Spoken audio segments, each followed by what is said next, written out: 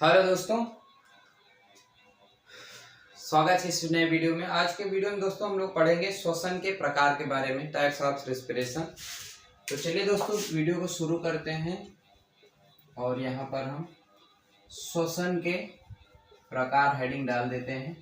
और ये सिलेबस की बात करें तो ये आपका जो क्लास 10th है, ठीक है, क्लास 10th का और प्लस 11th में भी है ये, तो दोनों बच्चे इसको पढ़ सकते हैं। साथ में बायो के जो स्टूडेंट हैं, जो मेडिकल की पढ़ाई कर रहे हैं, उन लोगों का भी ये काम में आना ही आना है, बीएससी वगैरह में भी।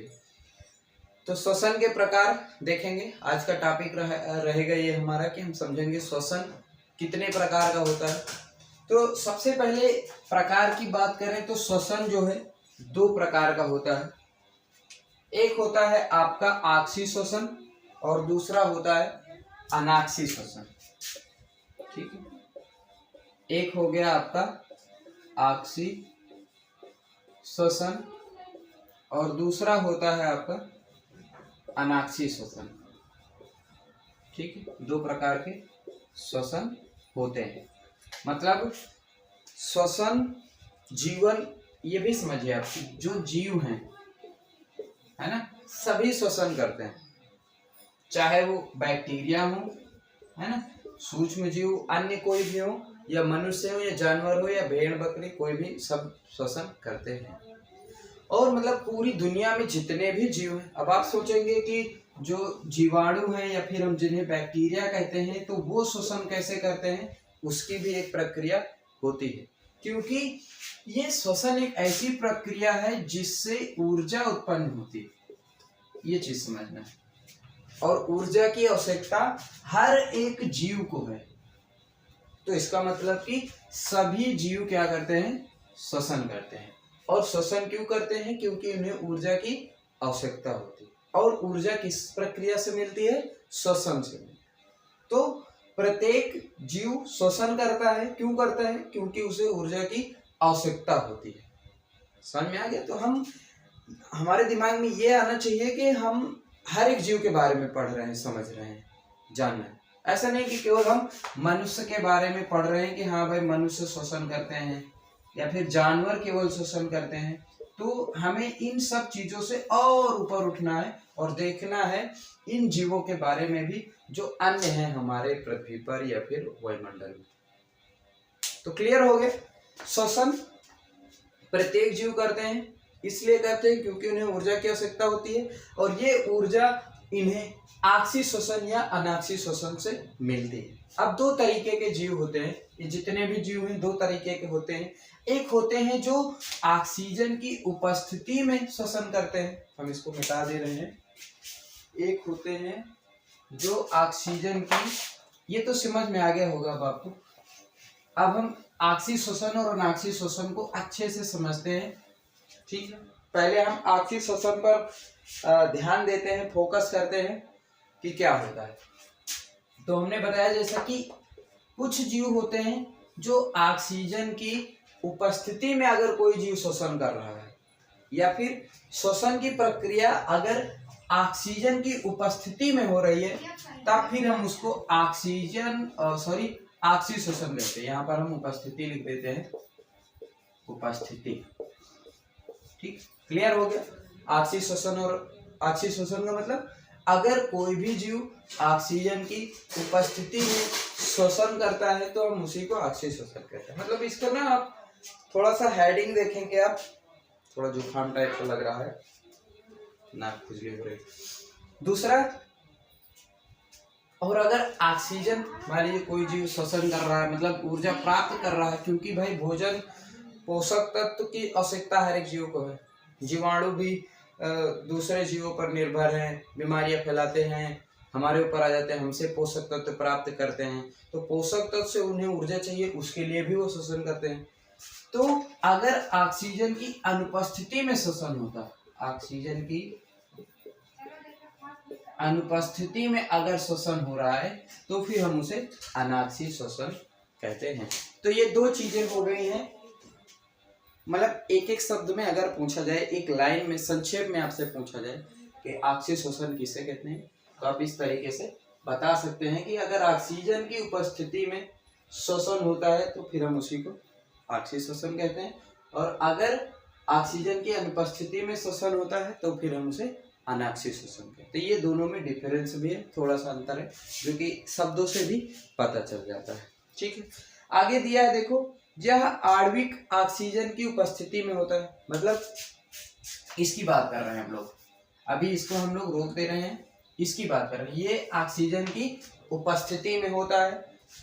ऑक्सीजन भोजन को पूर्णतया ऑक्सीकृत करके, ये ऑक्सीजन क्या करती है, ऑक्सीजन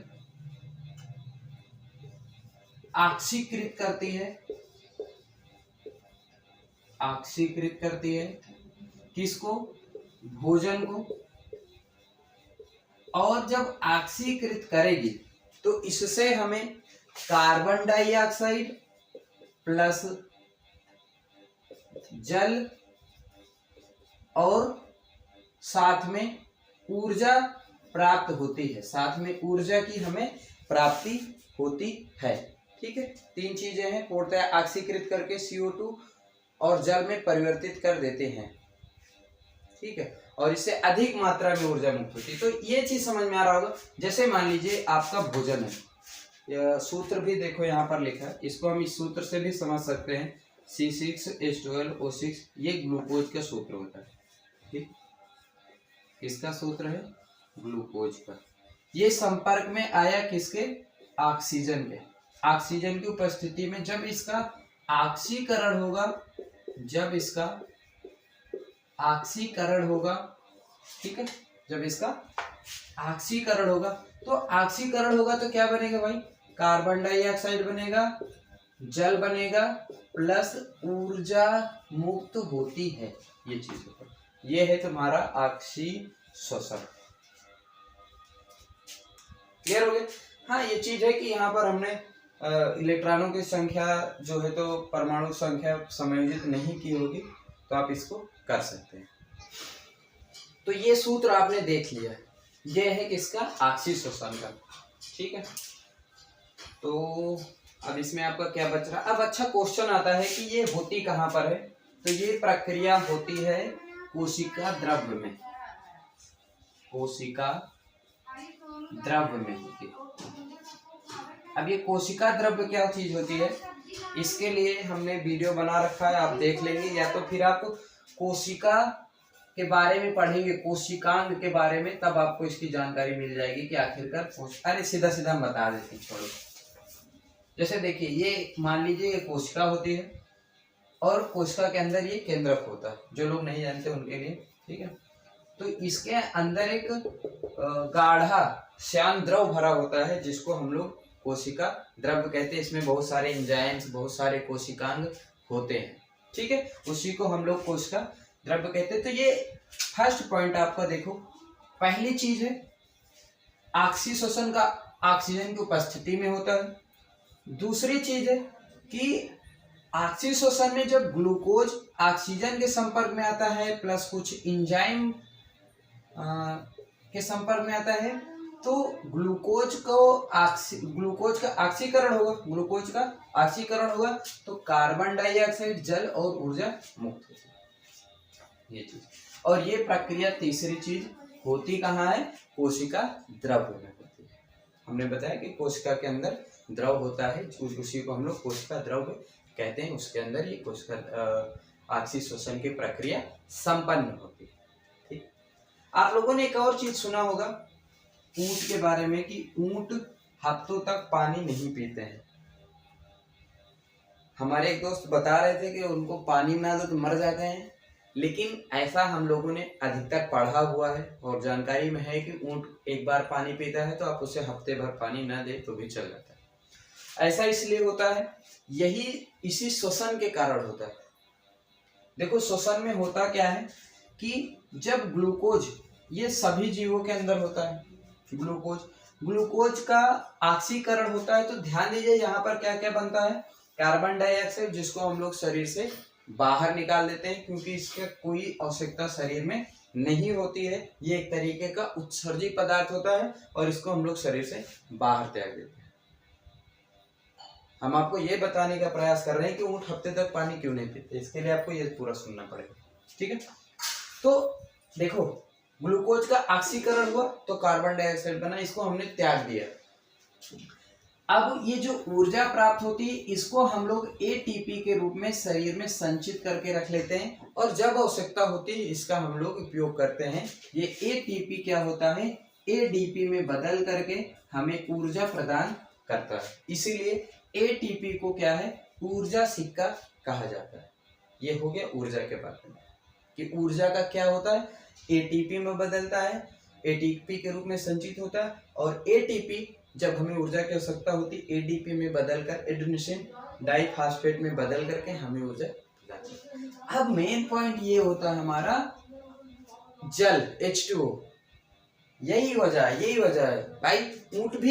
ऊंट का देखते होंगे आप लोग, कुबड़ होता है ना, कुबड़ में इकट्ठा होता है फैट, वसा, और कार्बोहाइड्रेट की तुलना में, ग्लूकोज की तुलना में वसा में ज्यादा एनर्जी होती है। आई थिंक कि दुगना से भी काफी ज्यादा होती है। ठीक है, तो ऊंट क्या करते हैं, अपने उसी कुबड़ का सहारा लेते हैं और उसमें उपस्थित फैट का क्या करते हैं, ऑक्सीकरण करते हैं, और ऑक्सीकरण होता है तो फिर से यही सब चीजें बनती हैं, कार्बन डाइऑक्साइड बनता है, जल बनता है, ऊर्जा बनती है। ऊर्जा को भी स्टोर कर लेते हैं, कार्बन डाइऑक्साइड को शरीर से बाहर निकाल देते हैं, और इस जल का उपयोग वो लोग जो है ऊंट करते हैं, जिसकी वजह से वो हफ्तों तक पानी नहीं पीते हैं। तो यहाँ से कॉन्सेप्ट ये भी क्लियर हो रहा है कि भाई ऊंट हफ्तों तक पानी क्यों नहीं पीते या फिर कैसे जी लेते हैं इतना। क्लियर हो? तो हमने तीन चीजें अभी तक देखी। पहला ऑक्सीजन की उपस्थिति, दूसरा क्या क्या बनता है श्वसन में, तीसरा ऑक्सीशोषण होता कहां पर है, कोशिका द्रव में, चौथा हमें ये चीज देखना है कि जो ऑक्सीशोषण होता है, ऑक्सीशोषण में एक ग्लूकोज के अणु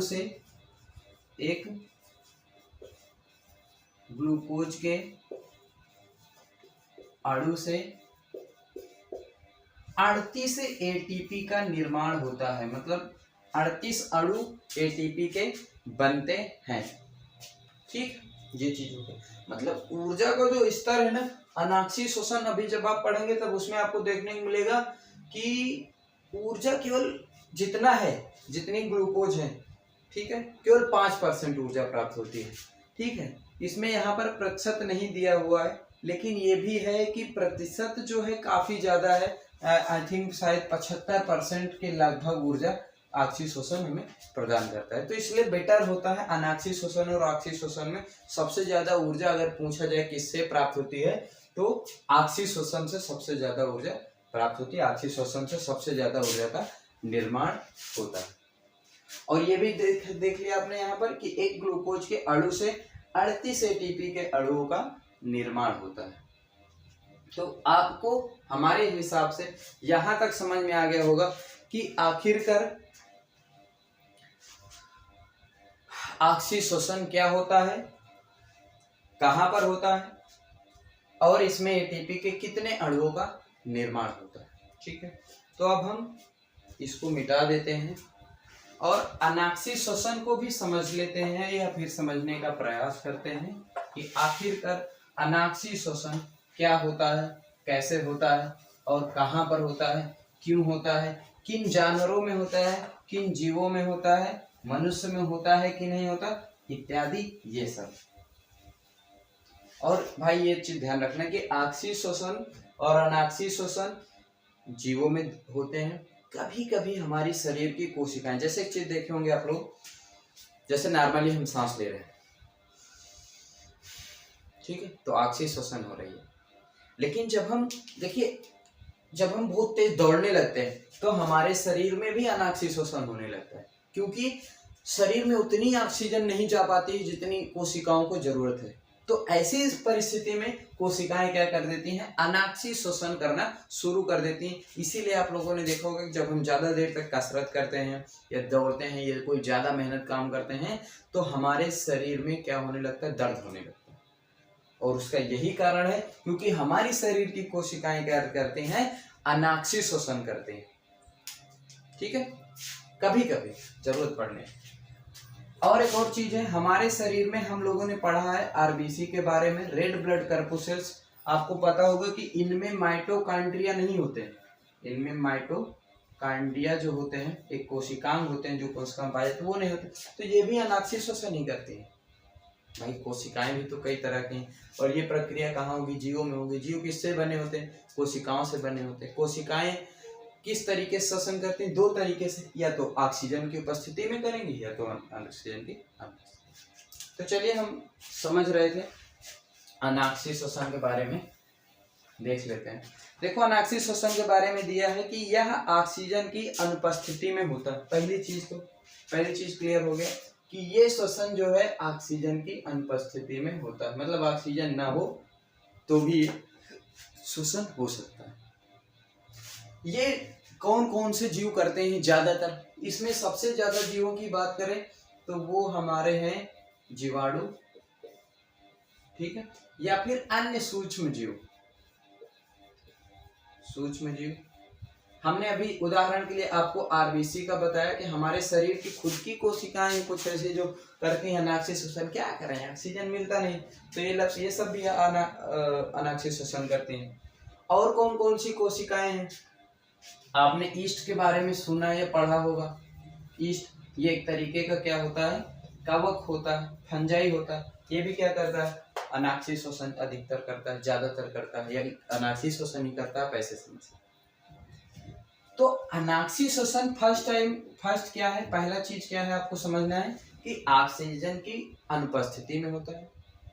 दूसरी चीज किन किन जीवों में होता है, तो फिर आपको दूसरा नंबर यहाँ पर यह ध्यान रखना है कि ये जीवाणु, और जीवाणु के अलावा जो अन्य सूक्ष्म जीव हैं, जैसे ईस्ट का हमने नाम बताया है ना, और कुछ जैसे नीली हरित शैवाल ये भी करते हैं। साथ में आरबीसी जो रेड ब्लड कॉर्पुसेल्स हमारे शरीर में जो लाल रुधिर कणिकाएं हैं, इनमें माइटोकॉन्ड्रिया नहीं होता, तो ये भी अनाक्षी श्वसन करते हैं। तो दो चीजें अब आपको इसमें समझ में आ गई होंगी। तीसरी चीज हम बताते हैं आपको अनाक्षी श्वसन के बारे में। तीसरी चीज ये है कि इसमें जो ऊर्जा है ना, केवल हमें ग्लूकोज का केवल 5% ऊर्जा हमें प्राप्त होती है, मतलब इसकी तुलना में बहुत कम ऊर्जा की प्राप्ति होती है इसमें। आपको बता दें जो दूसरी चीज हम कह रहे थे कि जो अनाक्षी श्वसन होता है इसमें केवल 2 ATP के अणु प्राप्त होते हैं, मतलब ऊर्जा का वहां पर आप देख रहे थे अनाक्षी श्वसन में हमने देखा ना कि उसमें 38 ATP बनते एक ग्लूकोज के अणु से। यहाँ पर केवल आपको 2 ATP के अणु प्राप्त होंगे, मतलब ऊर्जा बहुत ही कम प्राप्त होती है, ठीक है। चौथी चीज है कि यहाँ पर जब ग्लूकोज का ऑक्सीकरण होता है तो फिर हमें एथिल एल्कोहल या फिर हाँ बिटिया आ रहे हैं बस हो गया, या फिर आ रहे हैं बिटिया, या फिर लैक्टिक अम्ल प्राप्त होता है, ठीक है।